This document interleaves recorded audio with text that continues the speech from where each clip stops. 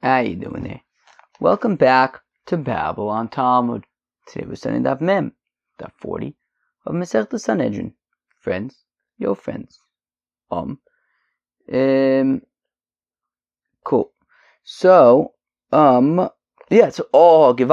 So today we start the 5th parak of Masechta Sanhedrin, parak Hayubodkin. Pretty interesting parak, very short parak. It's really just 2.5 daf. It's the whole thing. The first 2 daf are kind of big. I mean, actually, kind of the whole thing is kind of big. We'll see how long it takes. It's interesting. It's pretty interesting stuff, I'd say.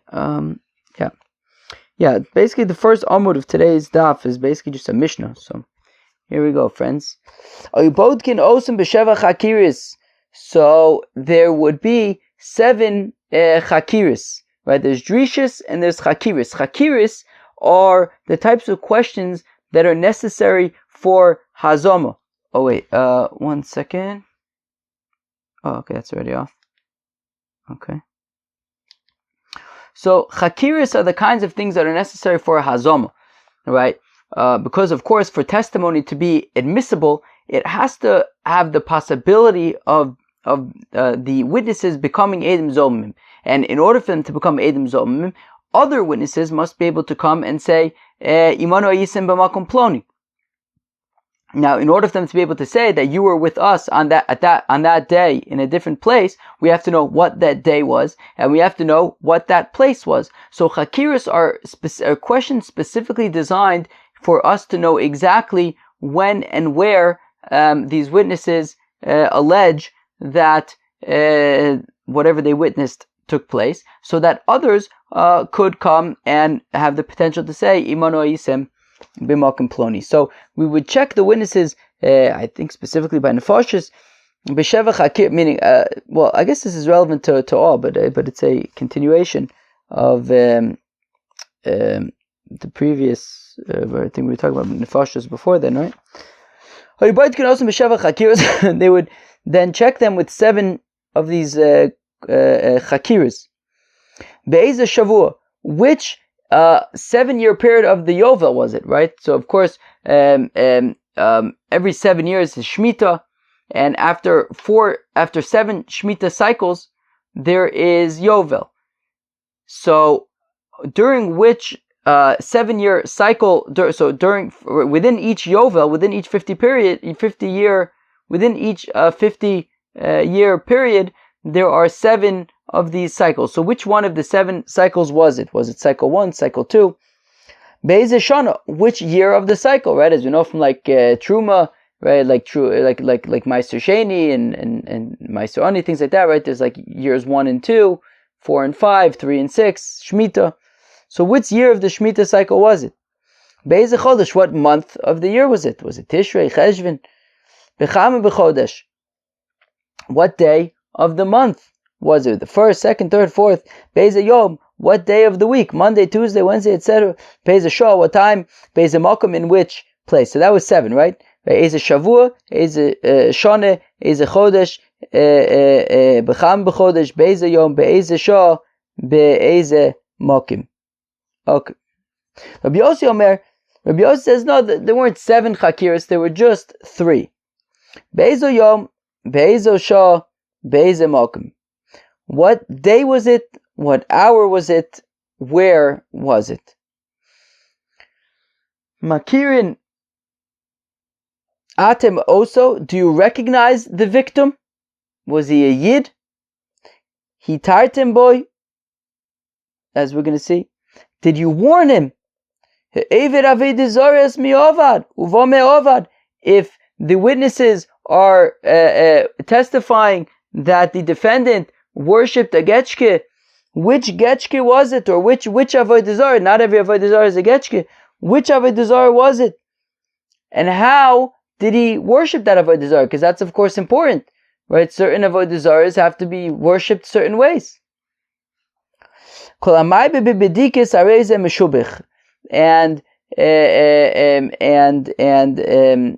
the more you check, the more praiseworthy it is. There was a maise where Ben Zakkai, the Gemara is going to talk about who is Ben Zakkai. Okay, that's Rabbi Yochanan Ben Zakkai, Be'etzim is the Maskona. That he checked about the like stems of figs. He wanted to know were the stems thick, were they thin? That's how much detail he wanted to get into. That's how meshubach that was. Ma ben chakiras lebedikas. Now, what's the difference between chakiras and bedikas?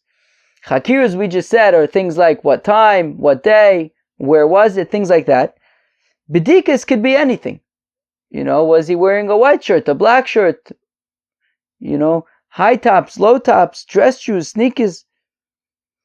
So chakiris, so by a chakire, right, the things, right, what time, what place. So if one of the witnesses says, I don't know what time it was, or I don't know where it was, edusim betela, the testimony is inadmissible, because then it's edus she'iyato yochol la'azimo. Bedikis, but when it comes to bedikis, what color shirt, for example, right? So if one of them says, I don't know, I don't remember what color his shirt was, or even if two of them say, we don't know, edusan kayemes, the testimony stands. Echod chakiris ve'echod bedikis bizman shmakrishin ze edusim betela. Now, when it, regardless of if we're talking about chakiras or if we're talking bedikas, if the witnesses contradict one another, then the edus is betela. If they contradict each other, then the edus is betela. Now we're going to see in the Gemara that maybe it depends what exactly they contradict each other about. But okay. If one witness says it was the second day of the month, the other one says it was the third day of the month, right? Let's say one says it was the second day of Shvat, the other one says it was the third day of Shvat. Edusan kayemis, the testimony stands. That is not a problem. We say, look, especially right, they're saying, right, this one says it was Monday the 2nd of Shvat, the other one says it was Monday the 3rd of Shvat. Okay, you know why one said the 2nd, one said the 3rd? Because they made a mistake about Rosh Chodesh. Was a 2-day Rosh Chodesh or a 1-day Rosh Chodesh? So that was, they made a technical mistake. But they are talking about the same thing. But if one says it was the 3rd of Shvat, the other one says it was the 5th of Shvat, edusim betela, so that's a problem. A gap of 2 days is a problem. Or technically maybe a gap of 1 day, but kilo one says 3, one says 5, it's a problem. If one said it was the 2nd hour of the day, the other one said it was the 3rd hour of the day, so that's fine. But if one says it was the 3rd hour of the day, the other one says it was the 5th hour of the day, that's a problem, and the testimony is nullified. Rabbi Yehuda says no, 3 and 5 is also okay, but if one says that it happened in the 5th hour of the day, the other one said it happened in the 7th hour of the day, then in that case certainly the testimony is nullified, because in hour 5 the sun is in the east, whereas in hour 7 the sun is in the west, and therefore that's already a bigger mistake. So meaning between 3 and 5, Rabbi Yehuda argues that you can make a mistake. But if we're talking about 5 and 7, basically morning and afternoon, well then that's a problem if they contradict each other regarding 5 and 7. Then afterwards they admit the second witness, Vodkin also, and they check him. So if the testimony of the testimonies of the two witnesses are aligned, Poschin bizchis, we then begin the proceedings to the zchus of with a positive energy towards the defendant, as we learned the other day.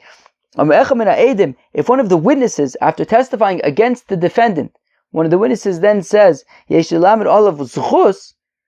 I can argue in defense of the defendant after having testified against him, but now it says, look, I can make an argument to defend him.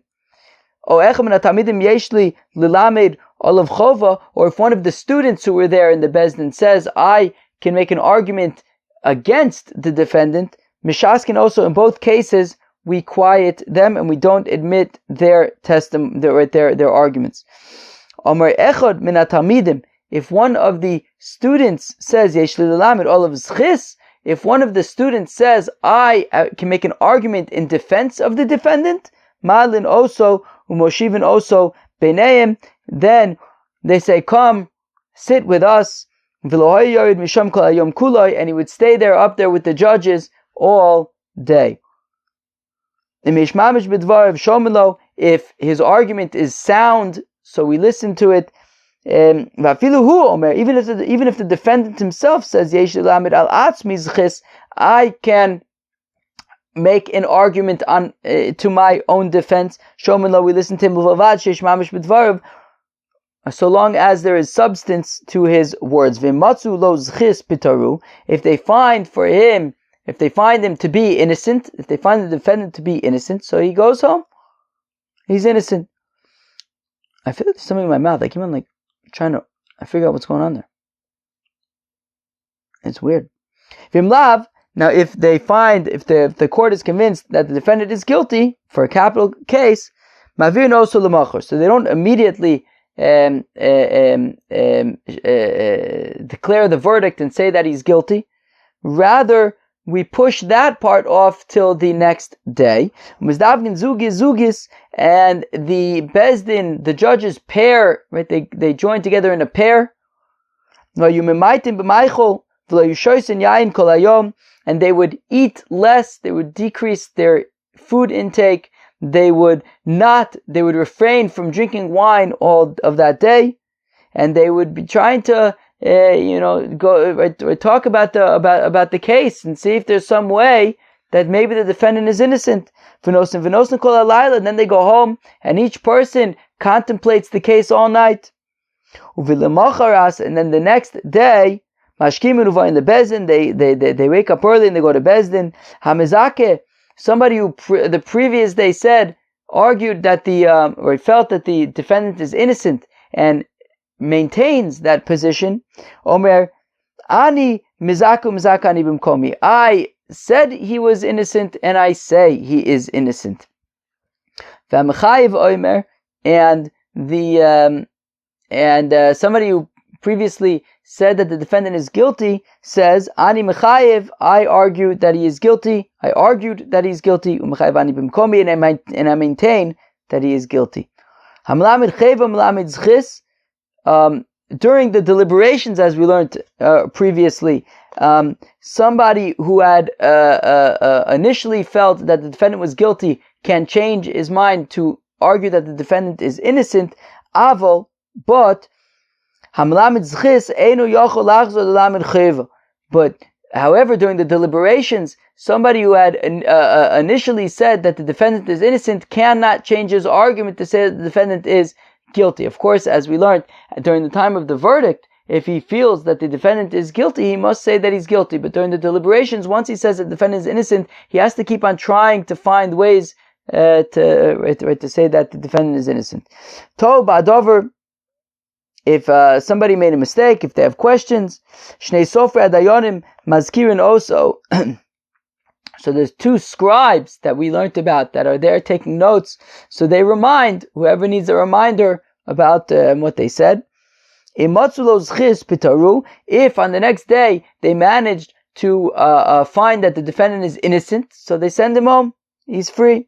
Vimlav, but if he's still guilty, Omdim Laminyan, they now do a count. If 12 say innocent and 11 say guilty, Zakai, he's innocent by a majority of one. If 12 say guilty and 11 say innocent, so there's a majority of one, but for guilty, we know of course they need a majority of two. And even if 11 say innocent, 11 say guilty, one says ich weiß nicht, and even if 22 of them say innocent or guilty, meaning it's clear that he's going to be either innocent or guilty, but one of them says ich weiß nicht, Yosifa dayonin, so then we must add more judges. V'cham mosifin, how many do we add? Shnaim, we add 2 at a time. Add shim ve'echad until 71. Now, once there are 71, shleishim v'shishim mezakim v'shleishim v'chamishim mechayvin zakai. If 36 say innocent, 35 say guilty, so he's innocent by a majority of 1. Shleishim v'shishim mechayvin v'shleishim v'chamishim mezakim. If 36 say guilty and 35 say innocent, so there's a majority of 1 that says guilty. Don in elu keneged elu. So then, now what do we do? We're at a standstill because we're not going to add any more judges because we're already at the max. We're at 71. 36 are saying guilty. 35 are saying innocent. There's a majority of 1 to say guilty, but we can't go by a majority of 1. Right? Right? I think that's the pasuk, right? That was that it? I think so. That we don't follow a majority of 1 for guilt. So what do you do? We're not going to add any more judges. 36 say guilty. 35 say innocent. So, done in elu keneged elu, they just keep on arguing about it and making arguments about it. Until one of the people says guilty, changes camps to say innocent, then you have 36 innocent, 35 guilty, and he's innocent. Alternatively, of course, also, you can have somebody from the innocent party saying guilty, and then you'll have 34 guilty, 37 guilty, 34 innocent, and he would be guilty. Azoy. Munanimili. Oh. So now we get into this Gemara. This is a Gemara. Minanimili. How do we know that there are 7 chakiras? Amr Yehuda says, the verse says, okay, so now we're going to quote 3 separate verses. One by Iranidachas, one by Yochid Shavad Avodah Zarah, and the third by Eidim Zomim. By Iranidachas Zok the Posik, Vidarashta, Vichakarta, Visha'alta Heitev. So Vidarashta is 1, Vichakarta is a second, and Visha'alta Heitev is a third. V'omer, and it says by Yochid Ovid Avodah Zarah, V'huga Decha Vishamaita, Vidarashta Heitev. Okay, so Vidarashta is another one, and Heitev is like instead of Drisha, and Heitev is like in lieu of Chakira. So that's already 5. We had 3 by Iranidachas, another 2 by Yochid Ovid Avodah Zarah, Omer, and it says by Eidim Zomim, V'darshu Shoftim Heitev, that V'darshu, Drisha, and again, Heitev represents Chakiras. So you have 3 by Iranidachas, 2 by Yochid Ovid Avodah Zarah, and another 2 by Eidim Zomim. And therefore, that's a total of 3, 2, and 2 is a total of 7. And then we make a binyanav, and we say that just like there's a total of 7 in these contexts, so also by all contexts we do 7 chakiras. Ve'ema chada chada kidichsiva. But 1 second, how do you know that that's the way to go? How do you know that we add them all up and then apply them globally? Maybe it means that by Iranidachas there are 3 questions. By Yochid Ovid Avodah Zarah there are 2, and by Eidim Zomim there are 2, and there's nothing by anything else. Maybe it's localized to where they're written. Dim came because if the point was that all 7 should be applied globally, Lichta Vinu Rachmana Bechada. Just let's have all 7 in one context, and then I'll say just like in that place there are 7, in all places there are 7. So and for the Gemara. Kevon, wait, what? Yeah, right? I think that's what I said, right? Meaning, let's say that each one, right, that's just 3 by Yonidachas, 2 by Eidim Zomim, 2 by Yochid Ovid Avodah Zarah, and that's it. Because if the point was to apply it globally, then we should have all 7 in one place. But and for the Gemara, even though they're spread out,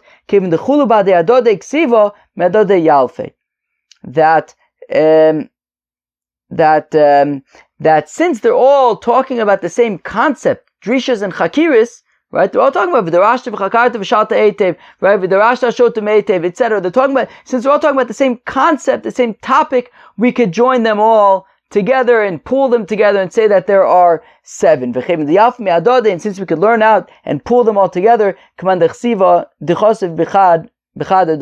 it's as though they are written in one place, and we are then applying it from that one place to all other places, we apply it globally. But frag the Gemara v'alodami la'adodi.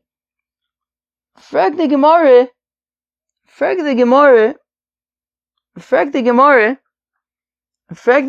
but one second.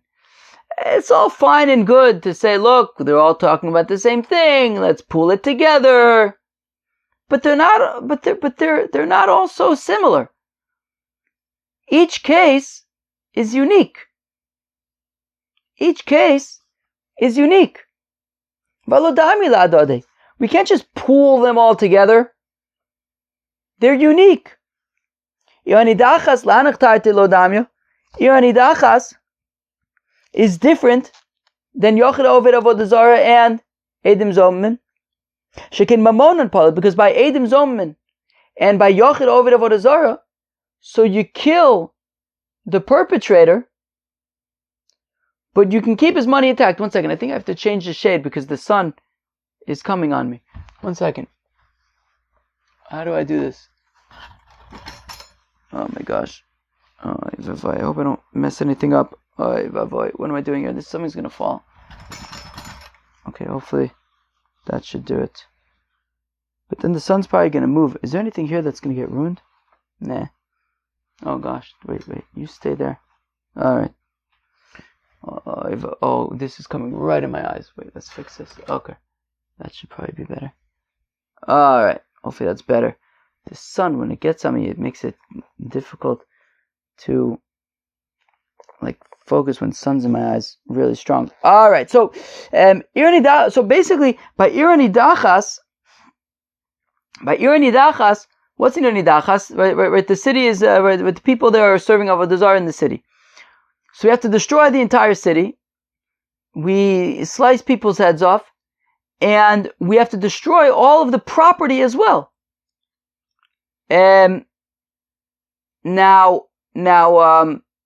But by Yochid Oved Avodah Zarah, by Edim Zomin, we kill them, but we leave their property.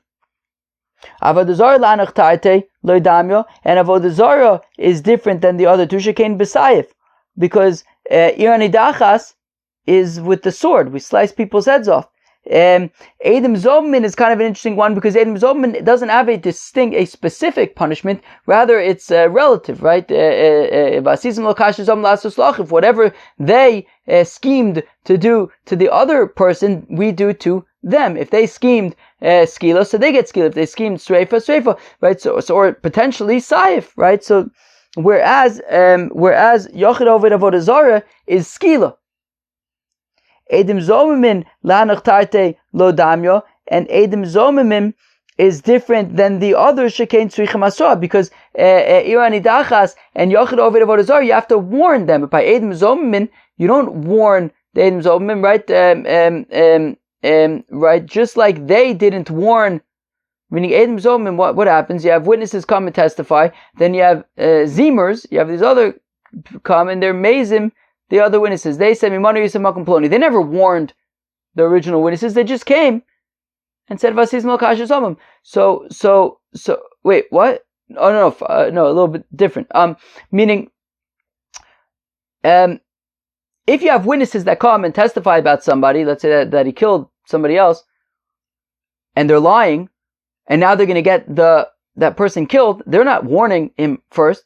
So therefore, when the Edim Zomim come or the Zimers come and are mazing them, there's no warning there either. So basically, right, by Edim Zomim, there's no concept of warning.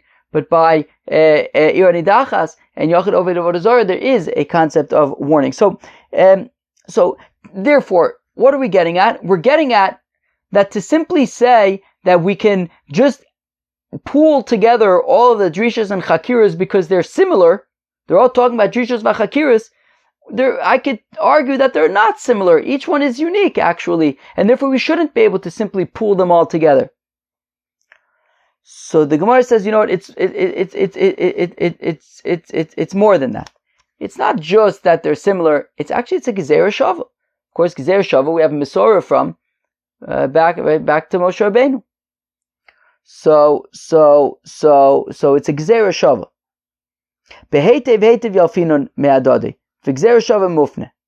That that it's Gzeira Shava, that by each one of these locations, it says the word Heitev. And therefore to say, right, learn them all out from one another, pool them all together to have 7 chakiras. The ilo, right, Gzeira Shava mufne, right, and it's a Gzeira Shava. Basically, right, you have these words Heitev, and those words Heitev are available to be used for the Gzeira Shava. The ilo mufne, if they weren't available to be used, then we're just saying, well, let's just join them together. Ikal mifrach, then we'll ask, like we asked earlier, that each one's unique. So le'ai afnuye mufne. Okay, so this word Heitev is available for Gzeira Shava in all 3 contexts. Midahavle lemichtov v'darshu v'chakru, because in each case, right? For example, by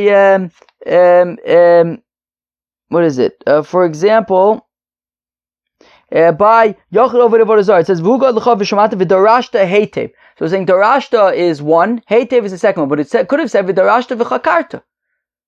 If we're talking about drishas and chakiras, it could have said v'darashta v'chakarta. Why didn't it? Why did it say this sort of, let's say, relatively strange word of v'darashta Heitev to teach us drishas and chakiras? Is to say that, hey, use me for a Gzeira Shava. Right? Midahavle l'michtav v'darshu v'chakru. It could have said v'darshu v'chakru, but it doesn't say. It says Heitev, right? V'darashta Heitev instead of v'darashta v'chakarta. V'shanikah b'diburei be'Heitev, and the pasuk kind of had this alternative word instead of Heitev, shmamina la'afnuye. It means that Heitev is sort of conspicuously used there to say, use me for a Gzeira Shava. V'akati mufne mitzad echadu, but still, it's not, right, these words, Heitev, are not fully available, because, sure, in the context where all it's mentioned is V'darashta, right? So, for example, do we have these pasukim over here? Yeah. So, right, V'darashta Heitev, sure. V'darsha shoftim Heitev, sure. But what about by Irani Dachas, where it says V'darashta v'chakarta, v'shalta Heitev? It says, it does say drishas and chakiros. So then, why is Heitev available there? It's not strange at all. We already mentioned V'darashta v'chakarta. So b'shloma anachtayta mufneu mishum dahavle lemichtov. So I understand by Yochid over Avodah Zarah and by Edim Zomim, since it should have said V'darashta v'chakarta, but instead it says V'darashta Heitev. Sure, Heitev is extra, is different in order to be used for the Gzeira Shava. Ele irani dachas ma'avle lemichtov. But by irani dachas, where it already says V'darashta v'chakarta, so Heitev is not strange. Hoksiva kulu, it says everything you need already. So asamnami afnuye mufne, no, there also it is available. Midavle lemichtov dorish tidrosh o chaker tachkar v'shanikar b'diburei be'Heitev. It didn't need to use the word Heitev. It could have said, right, instead of v'darash v'chakarta, it could have said instead of Heitev, very well, it could have said dorish tidrosh or chaker tachkar, but it doesn't. It says v'darashta v'chakarta v'shalta Heitev. It specifically used Heitev, shmamina lafnuye, it's so that it should be used in the Gzeira Shava. Azoi. So it should be used in the Gzeira Shava. Givaldi. So we have a Gzeira Shava. We have a Gzeira Shava to pull together all of the drishas and chakiras to say that there are 7 of them. Okay, so now by Din Nefashis, we know Drisha v'Chakira, that there are 7 Drisha v'Chakira, there are 7 Chakiras. By Din Nefashis, we know them by Skila, right? For example, Yochid Oved Avodah Zarah is Skila. We know Saif, right? Irani Dachas is B'Saif. How do I know that by Sreifa there are 7 chakiras? How do I know that by chenek there are 7 chakiras? Now, I will. What's the word? I would say, I don't know. I will preempt this. Anyways, I will mention, as we've discussed in the past, there are 4 Mises Bezdin. there's a machlokes between the Rabbanan and Reb Shimon on the order of what's most severe to least severe. Now, but both Reb Shimon and the Chachamim agree that there are be'etzim two groups of capital punishments. There's skila and sreifa. Everyone agrees that those are the more stringent ones. And then there's hereg v'chenek, sword and strangulation. Those are sort of the more considered to be the more lenient ones. Everyone agrees on that. However, within the more stringent ones, the Chacham say skila is more severe than sreifa, whereas Reb Shimon argues and says sreifa is more severe than skila. And within the more what are considered the more lenient ones, the Chacham say that sayif, sword, is more severe than chenek, whereas Reb Shimon says the opposite. Chenek is more severe than sayif. Now, so according to the Chachamim, it goes skila, sreifa, hereg, chenek in terms of from most severe to least severe. Now, so now we know. So we know that there are 7 chakiras by skila from Yochid Oved Avodah Zarah, also by Saif from Irani Dachas. Also, we consider that by Edim Zomim. I will also mention one more thing, which is that drishas and chakiras are considered to be like a kula, a leniency, meaning you have Reuven killed Shimon. If all we needed is for witnesses to come to Bezdin and say, we saw Reuven kill Shimon, and we don't ask them any questions, so we kill Reuven. The fact that we are now going to say, wait, we have questions. Where was it? When was it? Now maybe others are going to come and say, maybe now the defendant is going to get off the hook. So from the fact that we introduce these chakiras into the process is actually a leniency for the defendant because it increases the chances that he might get off the hook. So now, given all of that information, the severity of each of the capital cases, the fact that we do chakiras is considered a sort of leniency, so now let's get to work. So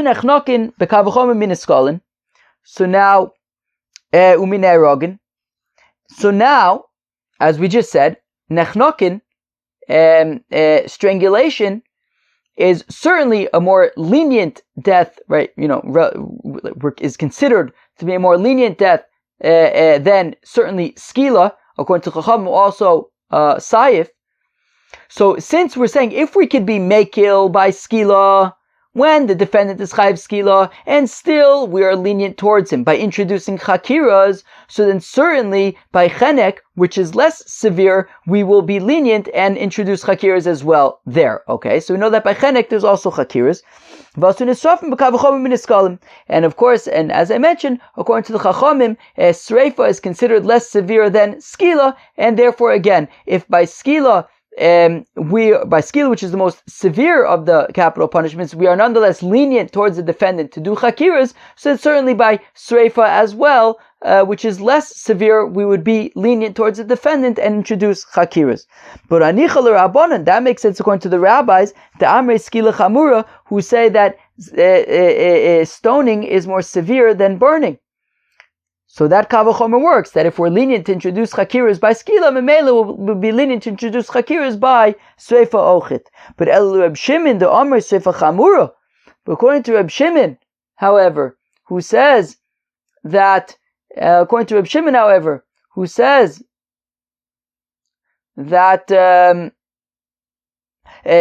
is the most severe, well then I can argue that, okay, by skila we're lenient to introduce chakiras, but maybe not by sreifa. So I don't know that even by sreifa there is chakiras. So what do you say? Amar of Yehuda, rather says Rav Yehuda, this is how we know. V'hine emes nachon v'ime emes nachon. Both by Irani Dachas as well as by Yochid Oved Avodah Zarah, it says v'hine emes nachon. Emes and nachon add another 2 to the mix. And it says that both by Irani Dachas and by Yochid Oved Avodah Zarah. So up until now we had 7 chakiras. Now we're adding another 2 and another 2. So now we're up to 11. So now, ha chadsrei. So we're up to 11 now. Sheva l'sheva chakiris. So 7 of those are for the 7 chakiris. Dal plus l'gzeir shava, another 3 are used for the Gzeira Shava, right? The Heitevs are used for the Gzeira Shava. Pasha Lehu Chada, and you have one left over. The Reb Shimon, Lasui Nisrafin, and according to Reb Shimon, that extra one will be to include Chakiras by Nisrafin.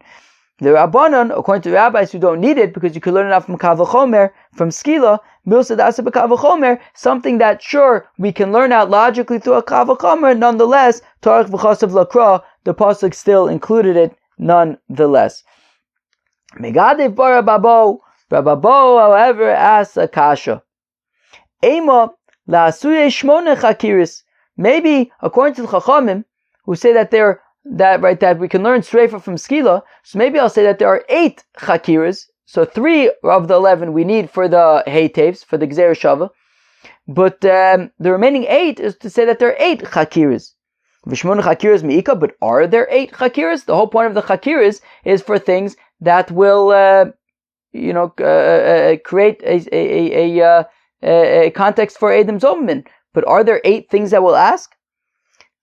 Alamala, why not? We can get more specific. We can say, what minute of the hour was it?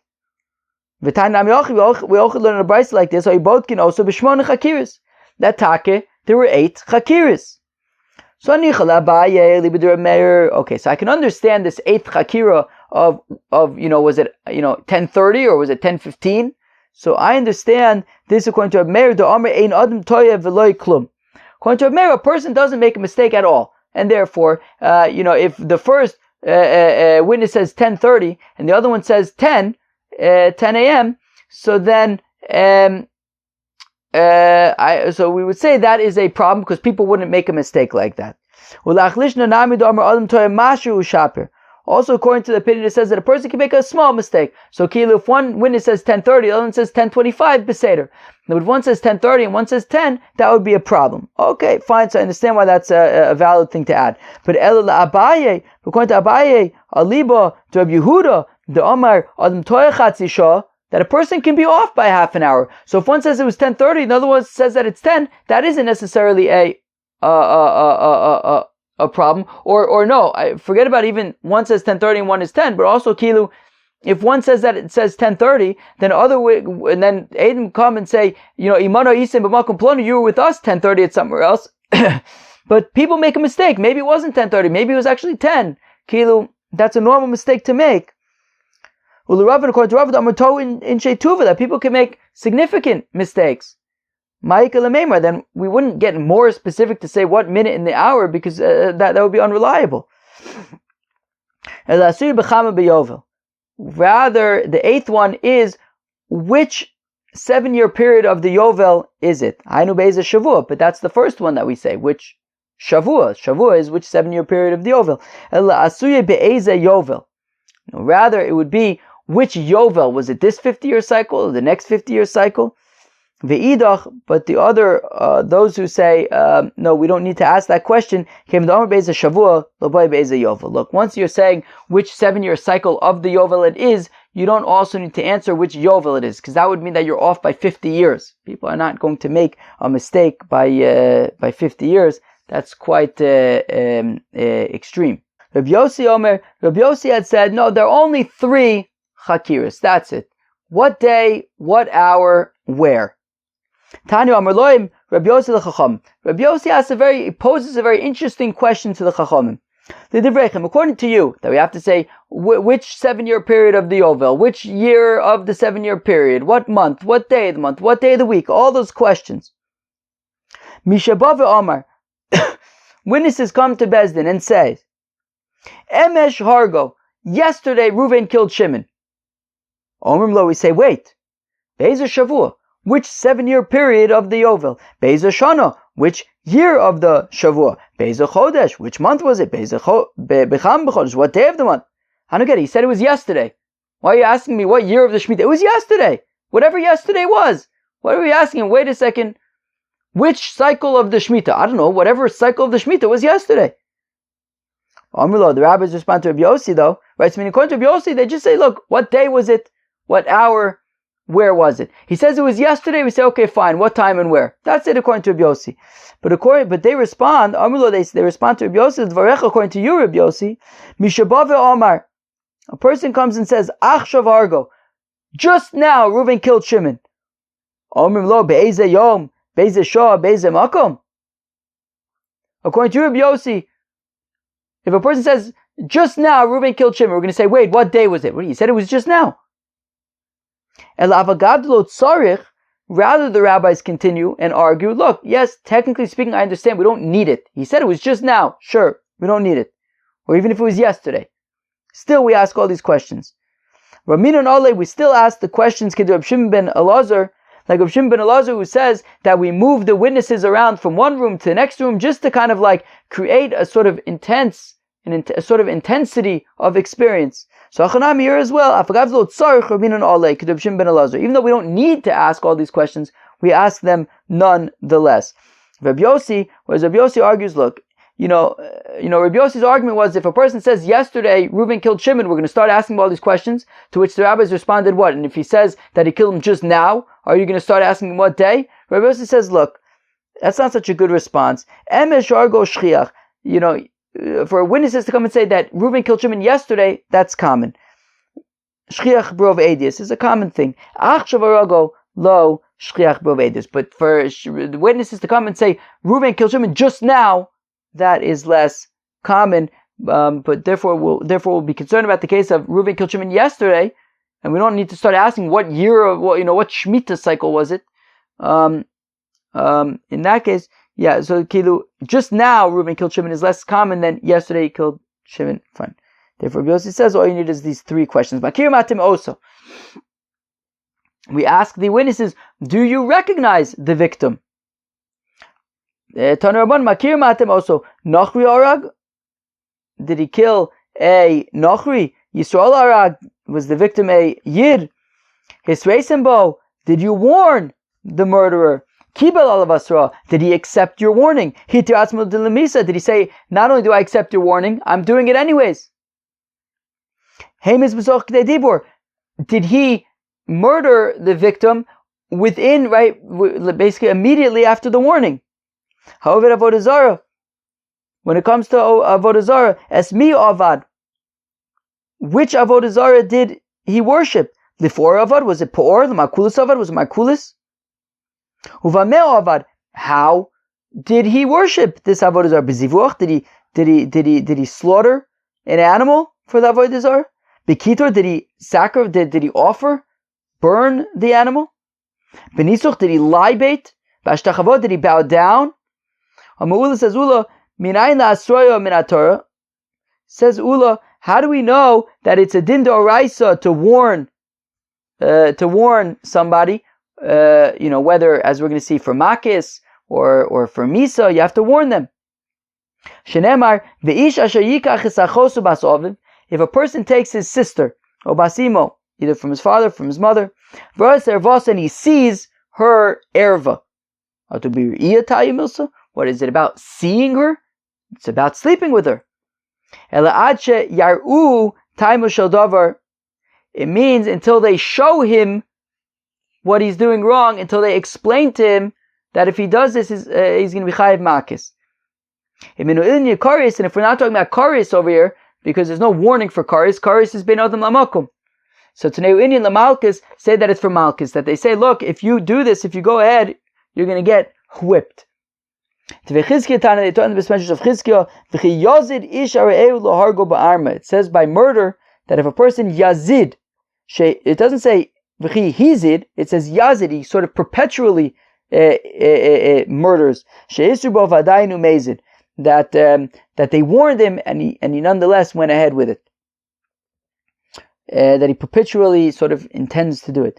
The very Bishmal Tana says by the gatherer of wood on Shabbos, it doesn't say Shehiki Sheitzim, it says Mikoshesh. That they warned him, don't do it, but he continued he kept at it. The very Rebbe Tana taught by the message of Rebbe, Al Devar Asher Ino, that by Naira Meorosa it says Al Devar Asher Ino Dibur, Al Iske Dibur, that they spoke to him, they said, don't do this, if you do, you're going to be chayiv skila. Utzricha, we need all these cases. Makis, murder, Chil Shabbos, Nar Moroso.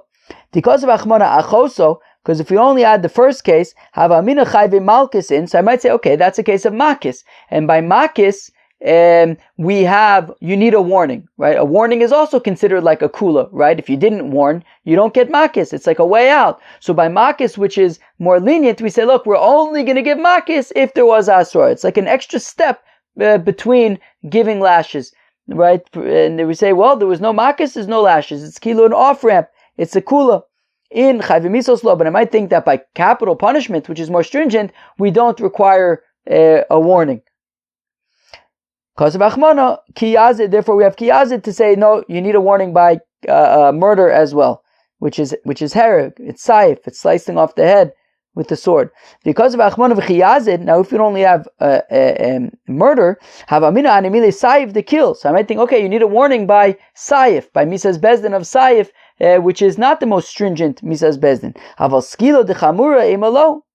But skila, which is, according to the rabbis, is the most stringent of all capital punishments. I might think that in such a stringent case, we don't need asra to sort of be a leniency.